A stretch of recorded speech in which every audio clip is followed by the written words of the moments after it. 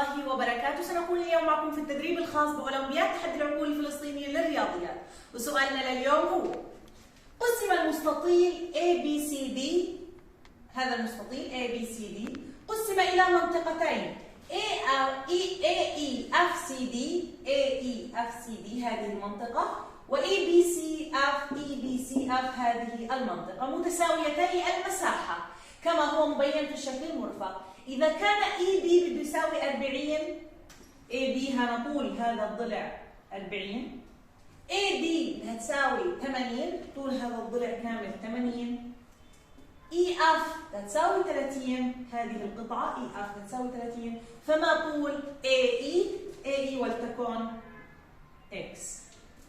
الآن بدي أجيب أنا طول AE المطلوبة هنا عندي في السؤال. بالنظر جيدا إلى السؤال، عندي مستطيل AB عبارة عن ضلع في المستطيل، ممكن أعتبره طول وهذا العرض AD معايا، يتبقى لدي AB لحتى أجيب AE، لأنه AB معلومة منها EB، فإذا جبت AB سهل جدا إني أجيب AE، وAB عبارة عن ضلع في المستطيل.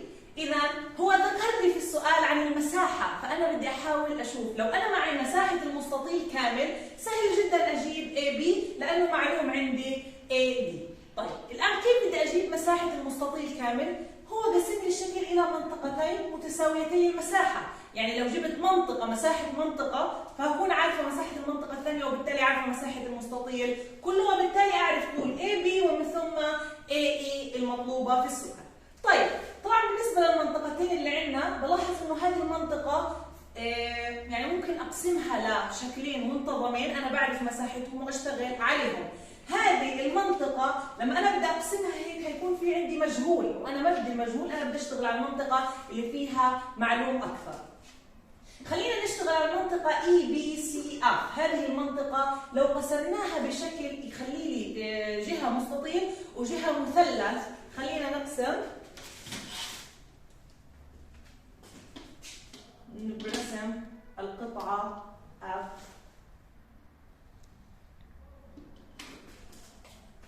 ولتكن FB.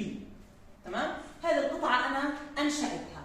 الآن بلاحظ إنه الشكل اللي عندي انقسم لمستطيل ولمثلث، طبعا أنا رسمت FB موازية لAB فأصبحت شو؟ قائمة. لأنها بدها تكون موازية فعمودية على BC. الآن هذه 40، إذا FB بدها تكون 40، EF 30، إذا B 30، إذا هذا مستطيل معلوم فيه الطول والعرض، سهل جدا أجيب مساحته. الآن بالنسبة لهذا المثلث أيضا مثلث قائم الزاوية، فيه القاعدة FB بدها تساوي 40 والارتفاع بقدر أجيبه من هون، هذا AD كامل 80، إذا هذا كامل 80 ناقص 30 يديني 50، بقدر هيك أجيب مساحة المثلث ومن ثم مساحة المنطقة ومن ثم مساحة المستطيل ككامل ومن ثم إيجاد AB، بعدين بجيب المطلوب AE. الآن نمد، خلينا نكتب نمد FB موازي لAB أو لEB، يتكون لدي منطقتين، مساحة المستطيل EBPF، مساحة المستطيل هذا بدها تساوي الطول ضرب العرض 40 ضرب 30 ويساوي 1200 مربع. هذه مساحة المستطيل الأول. مساحة المثلث هذا، مساحة المثلث FCP، هذا المثلث القائم الزاوية مساحته نص القاعدة في الارتفاع، أي نص في 40 في 50. نص في 40 في 50. طبعا بالاختصار 2 مع 40 20 في 50 هذه مساحة، هذا مساحة المثلث. الآن صرت أنا جايبة مساحة المنطقة هذه كلها اللي هي بدها تكون 1200 زائد 1000، مساحة المنطقة هذه تساوي مساحة المنطقة هذا كما معطى في السؤال. إذا مساحة المنطقة AEFCD هذه المنطقة بدها تساوي مساحة المنطقة EBCF وتساوي 1000 زائد 1200 2200.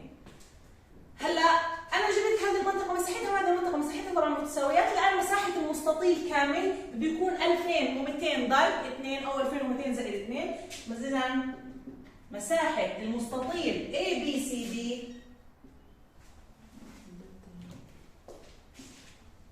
مساحه المستطيل ABCD بدها تساوي 2200 ضرب 2 يعني 4400 مربع. هذه مساحة المستطيل كامل. الآن أنا معي مساحة المستطيل ومعي الطول في المستطيل أو العرض اللي هو AD بدها تساوي 80. سهل جدا أجيب طول AB.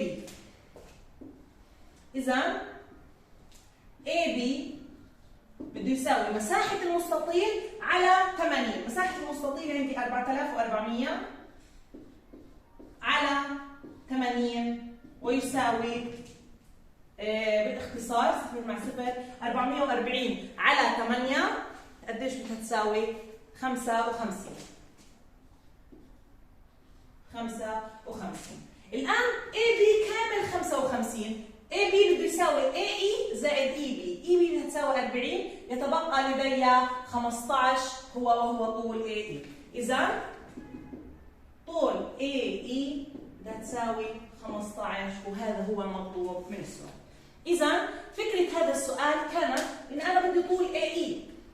طبعا بروح بشوف السؤال شو هو معطيني. السؤال بيتحدث عن مساحة وقسم لي الشكل إلى شكلين متساويي المساحة، فبشتغل على الشكل اللي معلوم عندي أضلاع أكثر فيه. طبعا دائما لما بدنا نجيب مساحة شكل أنا ما بعرف يعني شكل غير منتظم تقريبا، فأنا بقسمه لشكلين منتظمين أنا بعرف مساحتهم، بجيب مساحتهم ومن ثم بجمعهم لحتى أجيب مساحة المنطقة ككل. ويعطيكم ألف عافية.